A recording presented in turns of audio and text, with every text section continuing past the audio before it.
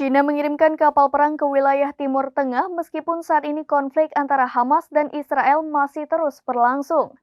Tentara Pembebasan Rakyat Tiongkok mengirimkan setidaknya 6 kapal perang, termasuk kapal perang Zibo yang merupakan andalan militer China.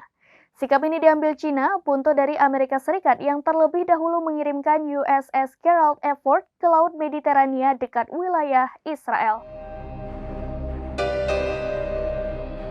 China dikabarkan mengirimkan kapal perang ke wilayah Timur Tengah sementara konflik Israel dan Hamas belum mereda. Tentara Pembebasan Rakyat Tiongkok mengerahkan setidaknya 6 kapal tempur mereka di tengah ketegangan di wilayah tersebut.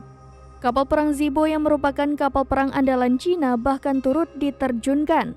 Zibo adalah kapal perusak berpeluru kendali tipe 052D Fregat Jingzhou dan kapal pasukan terintegrasi Qiangdao Angkatan Laut ke-44 PLA.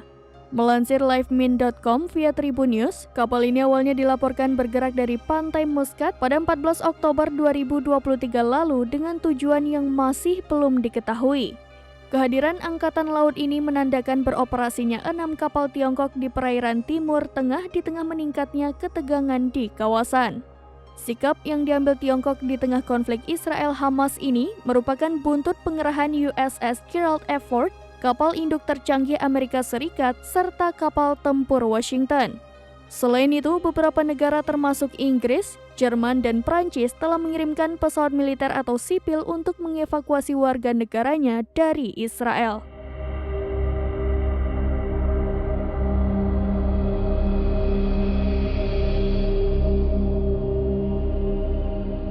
Demikian informasi terkini, Syederalon saksikan terus berita lainnya di kanal YouTube Serambi News, website dan Facebook serambinews.com.